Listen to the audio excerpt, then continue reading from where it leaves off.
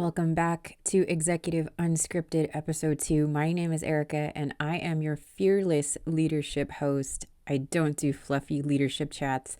I'm here to call it like it is. Thank you to many of you who tuned into Episode 1. Some people reached out to me about it, and I had no idea that they were listening. I did not expect that. Let that be a note to everybody that people are indeed watching and listening. So always act with integrity and authenticity. So the inspiration for episode 2 was really based on the feedback that I got from so many of you. And your experiences were pretty common, had a common denominator. And so we're pulling back the curtain on a tough truth. And it was definitely the inspiration for episode 2. And that truth is that power can mess with your head as a leader. And so I made it a point to talk about power and abuse of power in episode 2. And often it can really mess with your head as a leader without you even realizing it. Today we'll break down how power subtly skews decision-making, the difference between ego-driven versus conscious leadership, and how to keep your leadership integrity in check. So consider this your no BS wake-up call with a purpose, and it's going to help you become a more self-aware leader who can handle power responsibly.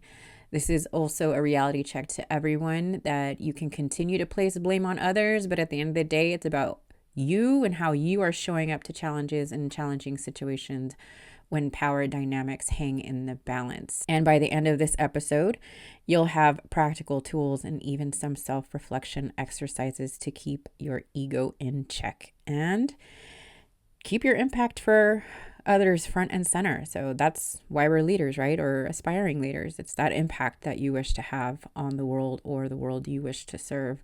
When it comes down to another foundational principle that I'd like to highlight is that a leader's influence sets the path for their team. The way leaders use their power can either elevate or inflate the leader's ego. And hyper self-awareness is truly what keeps it grounded and intact, in my view. So let's start with that hard reality. Power changes you. Even if you have the best intentions, if you're a brand new leader and put in that position, or, you've promoted or you've elevated or started your own business, leadership changes you. You're in a whole other role and you're in a whole other view of your organization. And as you rise in leadership, people start treating you differently. You get either more nods, fewer challenges, or fewer people challenging you. Or you get a lot of challenges and a whole lot of silence, almost leaving you feeling like you're on a deserted island. I know, I've been there.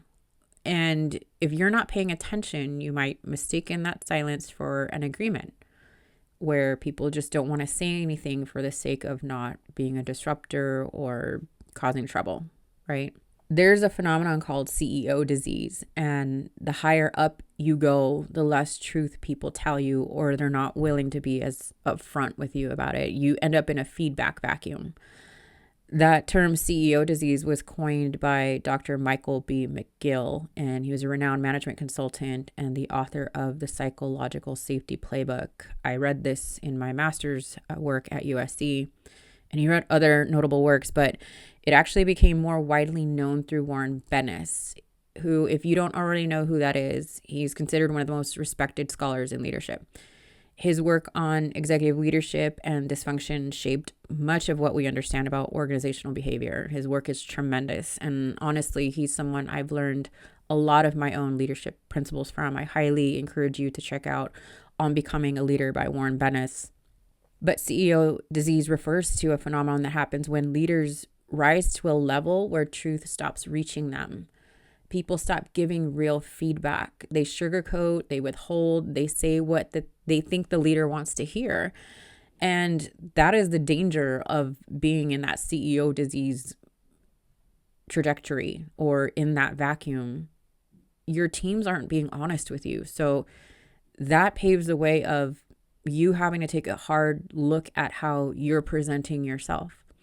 And while people are saying what the leader, they think what the leader wants to hear, it's not necessarily out of malice, but like I said, it's out of fear, reverence, or power politics, or whatever's going through your staff's brain. there's that disconnect. And sometimes that slowly becomes the leader's disconnection from reality without even realizing it. It's almost like the story of the emperor's new clothes, right?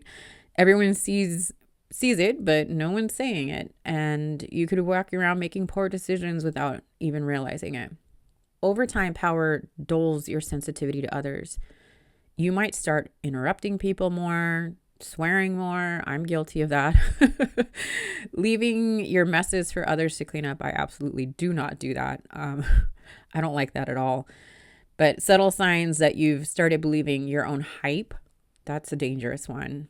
And there's actual science behind the idea that power dulls your sensitivity to others. In a study titled Power, Approach, and Inhibition, UC Berkeley psychologist Dr. Dasher Keltner found that as people gain power, they become less attuned to the emotions and behaviors of others. Essentially, power reduces your ability to read people accurately. It weakens your empathy. It lowers your social attentiveness. It can cause leaders to overlook important emotional and interpersonal cues. I've seen that so many times, missing those emotional cues, especially between gender dynamics, right? It's really powerful. And it's not always intentional. It's neurological. And while we're not excusing those missed cues and people not tapping into their empathy, it can sometimes be that this leadership role took a neurological effect on the leader, and there's that disconnect. So even with good intentions, power can quietly disconnect you from the very feedback and relationships that keep your leadership grounded. And here's the kicker. Most leaders don't see it happening. That's the danger. Your intentions might be good, but the power is quietly distorting your judgment. So here's an important acknowledgement for all leaders and aspiring leaders, or just, again, someone interested in the topic and listening. Here's what you need to understand. You need to sit with yourself and acknowledge the fact that power influences you. I don't care how strong you are, how strong-willed you are, independent. Power influences you, and your power influences others in every situation, whether positive or negative. Please sit with that. Please sit with that fact and share with me how that made you feel or what came up for you. So this lends itself to what I would like to focus on in many episodes to come, particularly when it comes to boards, both nonprofit and corporate, and that's ego-driven leadership versus conscious leadership. Those are two things that I've kind of fell into on my own, ego versus consciousness, and it's quite an exhilarating topic. Maybe that's just the nerd in me thinking it's exhilarating. I don't know. But ego shows up everywhere and in far more people than we realize. And it shows up in you too. If you are not checking your own ego, I'm going to check it for you. Most folks don't understand what ego actually is. It's not arrogance or pride on the surface. It runs much deeper than that. Ego is part of our minds that constructs our identity and protects our image and protects us on a different level. Its job, the ego's job, is to keep us safe, both physically, socially, emotionally, and in this context, professionally. So it's that internal voice that asks, how do I look? Who's looking at me? What are they thinking? I don't care what they think. Or how do I stay in control? Or they're just idiots and I'm right. I know I'm right. So it's kind of that thing that your mind constructs to protect you. And we must understand that ego is in fact the mechanism that oscillates between our instincts, our moral compass, and the world around us.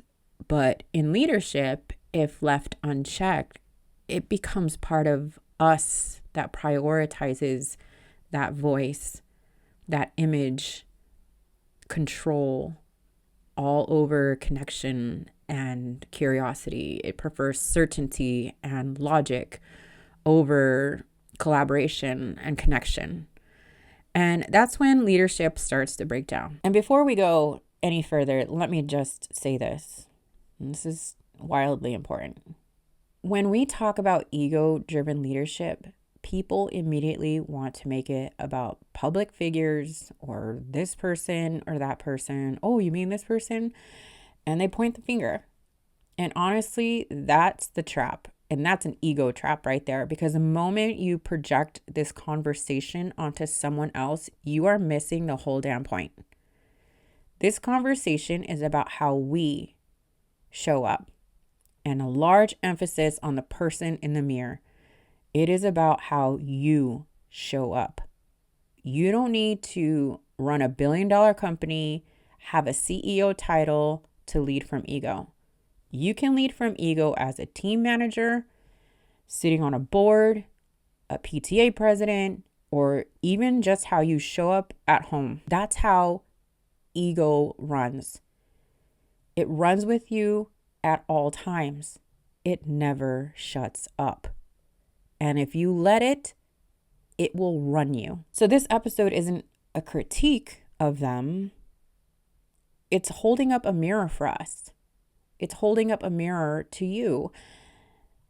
And the leaders who do the most damage never hold the mirror up to themselves. So if you're wanting to be that leader that shows up for others, that more purposeful leader, the more conscious leader, the more self-aware, emotionally intelligent leader, you need to sit with yourself and your ego.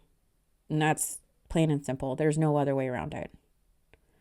I know that was a tough pill to swallow, but here's a big glass of water, because you need to swallow this pill, and you need to sit with it and understand who you are. Because when you understand who you are, what makes you tick, what makes your ego ask those questions, you can begin to grow. That's where real growth begins. So here are some key indicators of ego-driven leadership, now that I got that out of the way. Now that I've demoralized you. I don't mean to do that, but sometimes you have to really sit with yourself. I've done it. Sit with yourself and understand who you are and what that looks like. So anyway, here are some key indicators of ego-driven leadership. And if you need to check yourself, and feel free to take notes on this, come back to it, and understand that ego-driven leadership needs to be the smartest person in the room. And I'm not going to fake the funk with any of you. This was one of mine. I always felt like I had something to prove. And my brain was going to prove to everybody how smart I was. And I really had to check myself early on in my leadership journey about that. So that's a big one for me. And I'm putting it out there. That was something I struggled with. The next one is taking credit for other people's ideas. Now, I've never done that. And I can safely say that my teams know that I will gladly give them credit when they bust their ass and do their jobs and do it with pride and excellence, because it makes me feel great to see them succeed. And when I see other leaders taking credit for others, that drives me up the wall. It is completely ego-driven. Why? Because they're protecting their identity and their value, their perceived value of what they're bringing to the table. So they have to take somebody else's ideas, right? Another one is never taking blame. I am lucky in this because I'm a pretty strong personality, but I have no problem sharing or confessing when I've screwed up. I do it right away. It gets a lot of pressure out of the way immediately, and it drives you toward solutions. But when I see leaders taking zero blame, hey, the problem, Gary Vee, I love Gary Vee. He said it. If there's a problem, it's your fault. And I referenced that in episode 1. If there's a problem, it's your fault. But I see so many leaders not even daring take the blame. And they also reject feedback. Rejecting feedback is a huge one, because why? That's definitely a protection mechanism, right? Anything that might impede on their identity or their perception of their own identity, they're going to reject it. Another one is they punish dissent, or they punish anyone who doesn't speak to what they want. And that's retaliation in a subtle way, right? There's punishment for not agreeing with them. And that's insidious. And this next one, I jotted it down thinking about it. It's a little bit more nuanced, because micromanaging is an interesting thing because I am the anti micromanager. I expect my teams to do their job and go get it done. Report back to me if anything has exploded during the duration of your project. I'm very hands off. There are some times where there are some people who need that extra guidance, that need that extra check-in, that need to share with you each milestone check-in. And maybe to my own detriment too. And I'm learning along with all of you. Sometimes there's too much autonomy and that can backfire. It's backfired on me recently. So micromanaging is a lack of trust when it's done out of control. If you're micromanaging instead of trusting others based out of fear or your ego shouting something at you, then that's definitely ego driven because, like I said, some team members need that extra guidance or need that extra support from you. So micromanaging might not be the right term, but as you can see, it's a little nuanced, right? But micromanagement out of control is the key. And when a leader prioritizes image over their people or over their impact, definitely ego driven. And I'm sure you can think of a few examples in your world of where you've seen that. I've seen it countless times. But we can see that all of this is where ego-driven leaders operate from insecurity. They protect their status and not their people. Now, if we want to begin working on becoming highly self-aware and conscious leaders, here's some key foundations for that. And I've learned this the hard way. Conscious leaders listen more than they speak. They share credit, they own their mistakes, they seek feedback, and are also not afraid to give constructive feedback when necessary. They're not afraid of the tougher conversations. They lead with emotional intelligence and purpose, and they prioritize long-term impact over their own image. So conscious leaders are grounded. They don't let that voice, that ego shout at them. They know their position as a leader is a responsibility, not a pedestal. I'll say that again. True leaders, conscious leaders, know their position is a responsibility, not a pedestal. And now here's a nuance again, because we know leadership is nuanced. Sometimes it's necessary to toggle between both. And that's okay. Sometimes your decision making has to be that tactical. The goal is to become so self-aware of who you are and how you lead, what trips your ego, that you recognize when your ego is trying to take the wheel and you choose differently. So that's what that looks like. That high self-awareness. And that is a choice. Becoming highly self-aware is a choice. But now let's talk about an even harder truth. The inspiration behind episode 2, abuse of power. It's not always explosive. Sometimes it's subtle and it's still insidious, but it can look like retaliation, somebody who challenges you and you retaliate. You use your title to silence somebody who opposes you and your views, or you use your title to coerce an outcome. I've seen that more times than I can count. You withhold information to control outcomes. Seen that a lot. And the best interest of the organization certainly isn't in the mind of that person. Or you shame or exclude people based on God knows what. And that's not just bad leadership, that's downright abuse. And it's way more common than people want to admit. And like I said, it's sometimes very subtle, excluding team members or shaming others. Maybe you're not saying it out loud, but are you doing it in your head? What we project out there becomes our reality. So it's more common, like I said, than people want to admit. The problem, most people abusing power don't realize they are. Like I said, it's subtle. A lot of times they use the pretext that they're just being strategic, right? And we know that's not the case. Or they're allegedly protecting the organization. BS. I don't think so. When you become more conscious of your leadership and your approach and ego, you begin to see right through people and how they operate. If your actions instill fear, are putting people down, or creating an environment where silence is more common than where the truth should live, you are absolutely misusing your position. And here's another subtle but dangerous twist in power. And this study really fascinated me when I read it. It's a study that was published in Psychological Science journal. And these researchers found that people in power were more likely to judge others harshly for unethical behavior while justifying the same behavior when they did it for themselves. So they're doing the same thing, just justifying it. Let that sink in.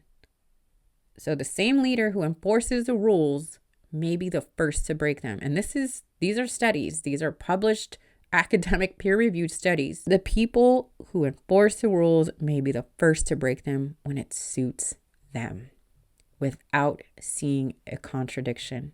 Isn't that wild? That's wild to me. And that's how abusive power hides in plain sight. It hides in you, maybe, and you're not even realizing it. It's not in loud scandals. It's in quiet, self-rationalized double standards, and that corrodes trust. It's a cancer. It's insidious. Rules for thee, but not for me, right? I mean, it's classic. So I promised you I'd give you some tools, and let me know if you want me to put this in a PDF. I'd be more than happy to do this. So let's talk about tools to keep your power in check. Power tools. And how to stay grounded. Do you stay self-aware and grounded as a leader? Do you have a practice that you like to kind of check in with yourself with? If not, let me share some things that I've lived by and I swear by. And I like to call one of them the motive check. For me, I like to check in on what my motives are and ask myself, what is this really for? Now, if your answer, when you ask yourself that, is it ego or image or not your mission or the people you lead? Take a pause, take a breath, and reconsider that stance. Also, when you are asking your teams for real feedback, and I know that's a highly vulnerable position to put yourself in, and it's okay if you are not ready for that kind of conversation. But maybe an easier question to ask your teams is how you can better support them. Make it safe for people to tell you that and reward their honesty. It becomes a lot simpler than you might think. I also have a no asshole rule. Yep. Being an asshole for me is just not tolerated. I don't care who you are. I don't care your title, position, but interrupting, dismissiveness, sarcasm, check your tone and check your habits. Ego leaks through in behavior before it explodes in decisions. So let me say that again. Something I like to say, something I kind of coined is that ego, and if somebody else has said this before, don't come at me, but ego leaks through behavior before it explodes in your decision making. I think that's so valid. And I've seen it, I've lived it in others, and it's quite dangerous. So don't be an asshole. Plain and simple. I know that's hard for some, but easier to check your assholeisms at the door. The next tool in staying in tune with yourself is true self-reflection. And I know you're asking yourself and talking to yourself all day. I know there are some people who actually don't have anything going on in their heads. I've heard that rumor. I don't know if I believe that. I wish I had that ability to just shut it all off, but I don't. I'm sure many of you also feel the same way. But at the end of the week, I like to do a little check-in with myself. Did I share feedback? Did I welcome feedback? Did I give credit where credit was due? Did I lead with intention? Did I do anything where I reacted out of fear? Did I engage in being an asshole somewhere? Believe it or not, I have these self-reflections almost daily, but definitely at the end of the week when I'm taking more of a reflective stance of what happened in those days when I was with my staff. And another big one for me is having an accountability partner, or people hire coaches all the time. I'm a coach, and I've coached people through some really big things. I've helped people understand that they were trying to parent their board rather than lead their board, and that changed the game for their organization. And so having that accountability partner coach is having someone who sees what you don't and isn't afraid to call it out. Power can blind you, and we went over how subtle that can be. External perspectives keep you honest. I honestly turn to my best friends for this. We have a solid friendship based on years and years and years being together as friends. And we give each other honest feedback. And I know I can turn to them for that honest feedback. They'll put me in check when it's necessary. I'm a human. I'm not always grounded in my role. I'm not always perfect. And sometimes I need a loving kick in the ass. We're all human. And to have that partner is paramount in leadership practice. You're not going to do this all alone. That is your ego telling you that I've done this all by myself and I only have is me, blah, blah, blah. No, you need people. We thrive on connection. You need people. That's an important one for me, that accountability partner and that person you can turn to. So right now, let's turn insight into action. A lot of us are very action oriented. Some of us like to sit with what we just heard and take it in, but again, conduct that power audit at the end of the week or even on Sunday before you're dreading going in on Monday. Conduct your power audit. Take a look back at your recent decisions. Who benefited? Were they ego-driven? Was it mission-driven? What did that look like? Take a closer look at your values alignment and notice this is all about alignment. So maybe some homework for you guys. Write your top 3 leadership values. And are your actions aligning with your core values, your leadership values? What do your actions look like? If your top 3 leadership values had a conversation with your actions during the week, would they get in an argument? Here's one that I have asked myself. Would I want to work for me? That is a tough question. Would I want to work for me? Take that real deep reflection. Would you want to work for you? If not, adjust accordingly. So end your day too by acknowledging somebody else's contribution. When you look at the grand scheme and people and why you're in your role, it's about other people. Even if the contribution was small, your gratitude can have a massive impact on somebody's day. A simple thank you. And lastly, when we talk about the psychological safety playbook, create a space for honesty and reward that honesty. Sometimes that honesty hurts, but you're going to be better for it. And these small practices build that hyper self-awareness. And it's the kind that catches your ego and it stops it in its tracks before it completely hijacks you and your decision making. Again, if you would like me to turn this into a PDF, I can finagle it, turn it into a document if you like. I'd be happy to do that for you. Seems like a pretty practical list, right? I am going to leave you here and we are going to wrap it up. And I want to share this last bit with you. In that power doesn't have to corrupt, but it will distort unless you are hyper self-aware. So I hope that this episode was your toolkit to prevent that.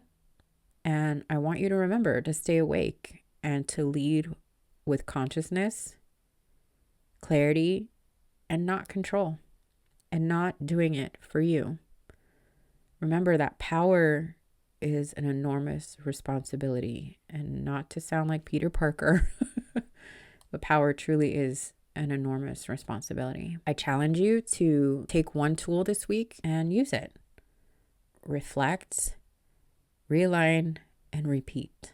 And just remember that leadership is a privilege, not a right. Use your power to light the way. Do not use it to burn bridges. All right. So next week, we're diving into another sneaky leadership killer, and that is stagnation. The kind that creeps in as indecision, comfort, running on autopilot, and keeps you stuck while the rest of the world evolves and moves forward. And we're going to explore how to stop it, break through it, and return to growth. I've been there. I've been paralyzed, analysis paralysis, and I've been paralyzed in many different forms, and stagnation just jumped up and bit me in the ass. We've all been there. So let's talk about it. Until then, stay conscious, stay open, stay curious, and keep leading with real purpose. This is Erica with Executive Unscripted, and if you couldn't tell, we're just getting started. Until next time.